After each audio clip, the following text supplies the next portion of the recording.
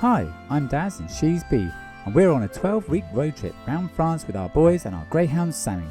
Join us as we explore the history, beauty and fun we can squeeze in while getting to grips with the challenges of working and home educating on the road as a family in France, living a life less ordinary as we escape in the motorhome.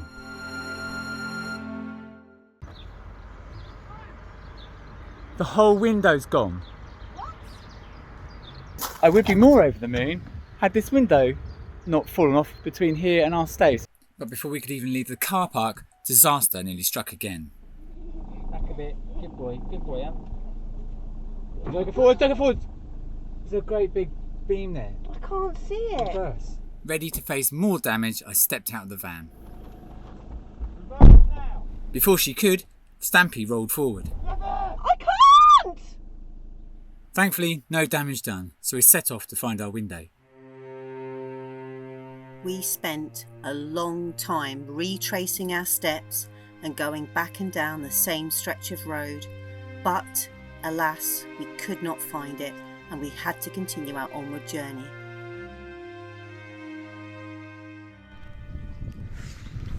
Kind of blaming myself. Can't believe this has happened. I opened that window last night because we had 3 children upstairs. It was warm, and then before we left this morning we were in a rush to catch the post, and Dad said, "Andy, can you check the windows?" And he only checked the one on the right hand side. He didn't think the broken one was open because we don't usually open that one, so that I kind of feel like it's my fault. We're both kind of blaming ourselves as well, because when we did the pre-flight checks, really we should be the ones to go up there and check the windows. I think when we were in such a rush to catch the post, which we did do, we should be delighted, we should be happy, but even though we have our hinges and we can fix our toilet door, we've now lost a window. So our luck has officially run out. I don't know what else to say. Okay, so here's my package, all the way from Italy. Obviously I only need 3, but I've got 4. Why not have a spare? Mine the avocado curtain. So, it's looking pretty good. That actually matches the screw holes perfectly. Now, we've been carrying the door around in the back here. If this pops in, oh my gosh, look at that. Right, well the kids are at Lulu Park down the end there. Myself and my eager helper, where's he gone? Sambo number 5, Sammy. Well actually he's going to give me some whines of encouragement. Let's see if we can get this door back on.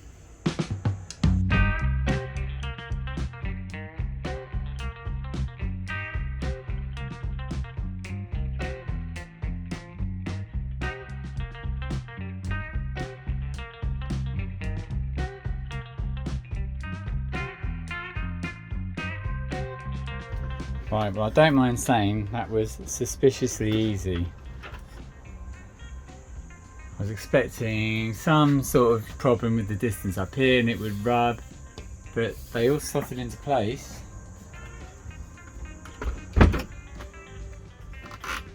And the catch matches and everything. I think as I'm doing this, what's happened is not just fatigue over 10 years and then the last year with our boys using it, but this toilet door sometimes, as we've set off, hasn't been closed properly, and so it swings right out as we go around a corner, and you can imagine the stress then is put on this and exactly where they've broken. So as the door would have swung past where it was comfortable, it would have probably wanted to snap exactly where it has snapped. Just like we learnt this morning with the window, we're going to have to do some pre-flight checks to make sure doors like this are shut and windows are shut so they don't fall off.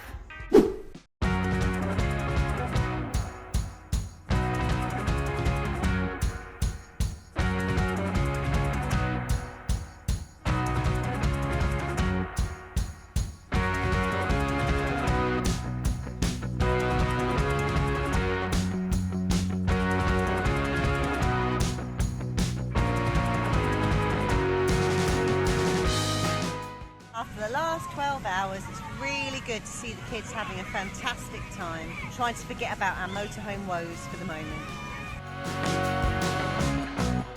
And after all that fun, the gang joined me in the van for the usual car park exodus. Hi, welcome to another morning in beautiful France. This is the lovely disaster that happened yesterday, and here are the tools for a temporary fix, since we can't buy a window from Super U. I bought a ladder and I left the ladder because it was too heavy, so I'm going to use this thing here while no one else is using it to get up there and fix it.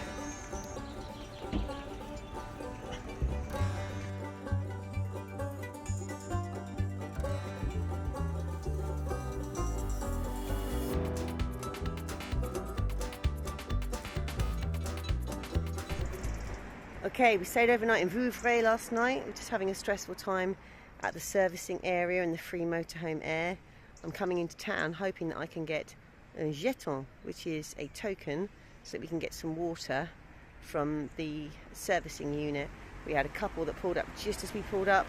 We were trying to put the black bin bag on the window, so that wasn't very convenient, so we're just going to have to pull to one side, get our token or our jeton, and then we'll be able to get some water and we'll be able to empty our grey waste. Nice town. Shame we're feeling a little bit miffed this morning, just with general difficulties going on. Well, a little bit of a wild goose chase. The boulangerie have just sent me to the mairie, or they suggested the tourism office. I don't mind going in this building, just seems a bit fancy to just get a jeton. There's lots of opportunities for me to get my French on. Got to draw money out now. Okay, I should learn it in French, but I'll do it in English. So I requested to take out €10 and it wanted a transaction fee of €5. Now I have a Revolut card. I think it's probably the best way to have your money in France, and on my app I can exchange the pounds in my account to euros. So I'm not quite sure why the Revolut card requires a €5 transaction charge, even though I've in theory got euros sat in my account. I'm presuming it just recognises it as a global card and not a French card, and therefore I am punished. So I came out with €1. I need to go back and get a second euro so that I can buy my token. So one thing that Daz and I, amongst all the other traumas and mistakes that we're getting ourselves into after 2 weeks in France, one thing we don't do, and we never have done, is had vast quantities of cash hanging around. And that's the same thing here. And we did read before we came out, we did read that we should have a supply of coins, euro coins, €2 coins, to use in the camping car facilities. Did we do that? No, we didn't. So we are learning the hard way. Well, this is the less than bucolic air that we stayed in last night. Still, we're right by a park, and just over there is an ACSI campsite, presumably with facilities, and we watched a caravan pull out of there and just stay there with their engine on whilst they watched us faffing around with the window. Why didn't they use the facilities there? You're paying for them, presumably. Who knows? As Daz did what he could for Stampy, I ran backwards and forwards to town 3 times. 3 crazy runs across town. I even had to change my shoes because I was sick of just wandering around in my flip-flops so I could go a bit faster.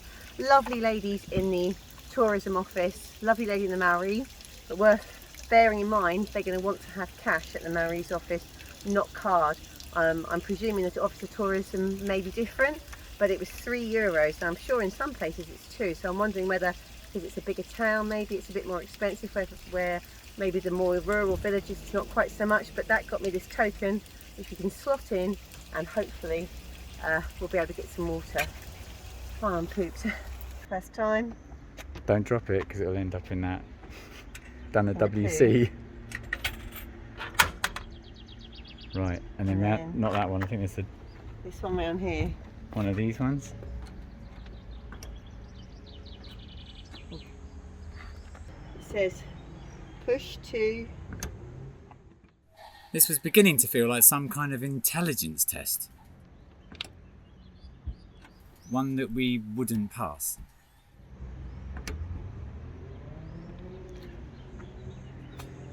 Any clues?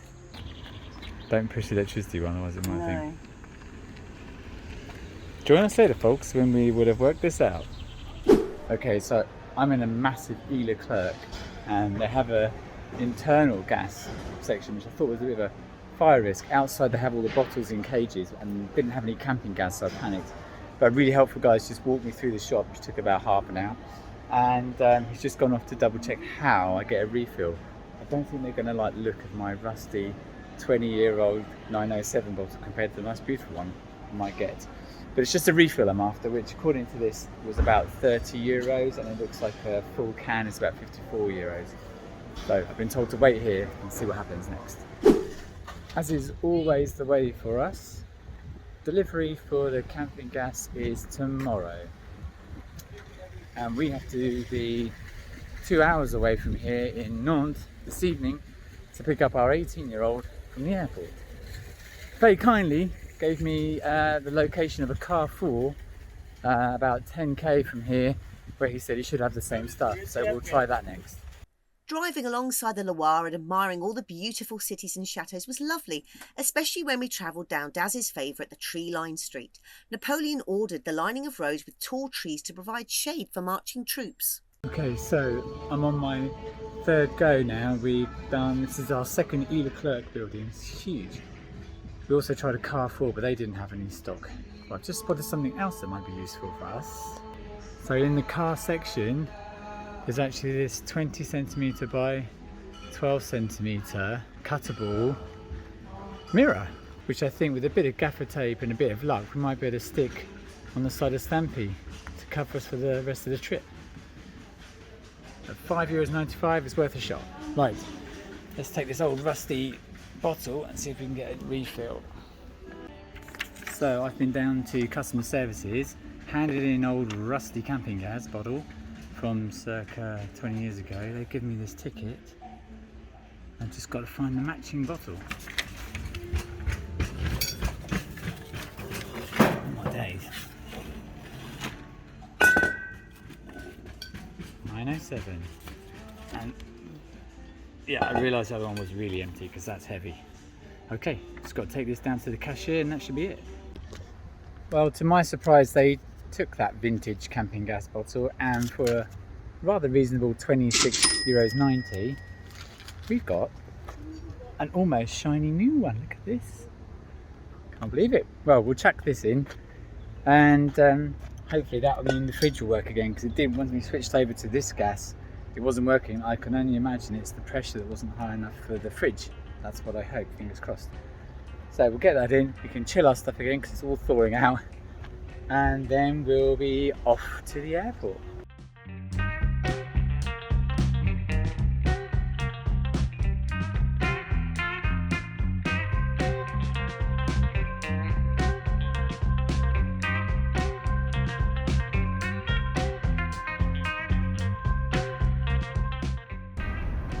Well, that's working really well. It's like there's an earthquake going on. Look, it's sunflowers! We've seen vineyards, we've seen sweet corn. We're forgetting the fact it's been really, really hard, and we're enjoying looking at the view. Well, I am anyway. Well, it's a couple of hours later. We've been on the road. We've driven in the direction of Bonjour, heading towards Nantes, or Nantes, depending on how you say it. And we still haven't got any water. We're definitely heading in the right direction for Will, and walking alongside the river with a supermarket to my right that I can't see because I'm surrounded by trees, certainly making me feel a bit calmer. And we finally reached our destination, the Puy de Fou motorhome aire. It's only a 7-minute walk from the famous historical theme park and was around €13, so we test ran the place before picking up our 18-year-old from Nantes airport. Bonsoir, here we are on the Puy de Fou camping car site, which is free to use between opening time or right up until 1 a.m, and then between 1 a.m. and 7 in the morning it's €13.50, which I think is really, really good because you've got free water here, you've got shared electricity, so you can't guarantee your electricity. No, there's definitely not enough electricity points. They all seem to be up one end. There's about 6 points off each stump, and they're all taken, and some have even got like extensions inside extensions, so as Bea said, the water's free, the grey waste, the black waste is free. They even bring bread to site in the mornings for the campers. If you haven't heard of Puy de Fou, it's in the Vendée, the department of Vendée, and they market themselves as the world's best theme park, but there are no rides here. It is all spectacle, it's all show. And we've been once before in 2010 and it was amazing then. And the guy that we spoke to today said we've got a lot more going on in here now, and you can watch shows all the way up until 10 o'clock at night. So we're hoping, because I did try and get Sammy in and was prepared to put him into the on-site kennels. They call the kennels like pension, like pension, spelled like pension, but you say pension canine. And they looked at his vaccination record and they said, unfortunately, even though he's got rabies, he's got his annual vaccinations, he doesn't have kennel cough, and it isn't a compulsory vaccination. So we couldn't put him into the kennels. But she said, if you have a camping car, I went, yes, we do, we have a motorhome. She said you could park potentially in the disabled area, and you could go back and go and see your dog during the course of the day, which is hopefully what we're going to do. There is another car park to one side, because we don't want to take disabled spaces, but apparently it's a really big car park. I've done a little bit of a recce today, but there's a car park just to one side. So if you're thinking of going to Puy de Fou, it's an amazing theme park. It's very expensive, priced similarly to Disney, I would say. And you have a dog, you have to make sure it has kennel cough vaccination, and you have to make sure it has a rabies vaccination, and you can keep your dog on site if you have a motorhome or a camping car. Bea didn't say already, it's €26 for the day for the canine crash. I did go into the kennels and I did have a little bit of a look, and I saw these dogs and I saw the concrete cage, and I kind of feel like Sammy would probably be happier just chilling in the motorhome. After 2 weeks of travel, he's really used to it. He travels alongside in between us. Sometimes it's a little bit annoying because his nose touches the sat nav and gets in the way of the gear stick. But actually, he's got really used to travelling with us, and he gets more walks than he ever had in the UK. He can't roach very easily, but he gets loads more walks. So I think he'd probably be happier in the motorhome during the course of the day with some visits and some little walks, rather than being in what I saw there. And it's perfectly acceptable for a day if your dog's happy with that. But I think for a little sensitive soul like Sam, I think he'd be happier in somewhere familiar. Yeah, they did say they'll treat your dog as the same way they treat their 1,000-odd animals that they've got on site as part of the experience, live shows that they have. And now to get that water. So when we go and pick up Will from the airport later, we'll go and fill up Stampy with some water, which we're in desperate need of because we don't have any after our token didn't work this morning. So we've been coping with a little bit of bottled water, and then this will be good for cooking right now. And we're going to go and pick up Will. His flight is delayed, unfortunately, but he'll get into France at about 2200 hours, straight back to here, and then straight to Puy de Fou in the morning. The boy's not going to know what's hit him. It is a little bit like a motorhome showroom here, but the French can all do it much better than us. They all have a nice table and a tablecloth and some wine, and it's a civilised affair. Driving to the airport now, not long, less than an hour before we have another body on board. Well, that had to have been our most challenging day yet, and despite driving well into the night, everyone was excited about seeing Will.